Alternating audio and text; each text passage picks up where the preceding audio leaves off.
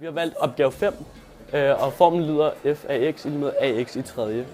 Og vi har også fået opgivet, at f mærke x altså skal være 3x i anden. 3ax i anden, sorry. Og den skriver vi ned på den her måde. Og så bruger vi kubiksætningsformlen til at skrive den ned på den her måde efterfølgende. Så er det lettere at regne ud videre. Okay, det vi gør nu, det er, at vi tager a og ganger den ind i vores parentes, som vi kan få opløst i vores parentes. Så den bliver ganget ind hernede, kan vi se det? Og så har vi den her. Men for at gøre den endnu kortere, så tager vi så den her og den her, hvor den ene er plus og den anden er minus. Og så kan vi også fjerne den for at reducere den endnu mere, så vi har det her. Vi er nået til det punkt, hvor vi skal dividere h fra nævneren op i tælleren, og det vil sige, at de her to h de går ud med hinanden, og vi står tilbage med det resterende fra forskriften.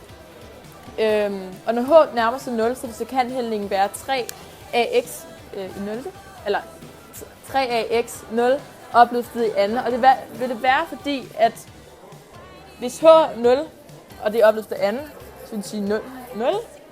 Og her der bliver det jo selvfølgelig også 0, og det bliver ganget med hinanden, når man ganger med 0, så bliver det 0. Og til sidst bliver det også ganget med det her 3ax 0, som så også går ud med sig selv, eller går ud, fordi det bliver ganget med 0, og så står vi tilbage med det her. Og derfor har vi bevist, at f af x giver a gange x i tredje. Det er altså en afledt funktion af 3 gange ax i anden.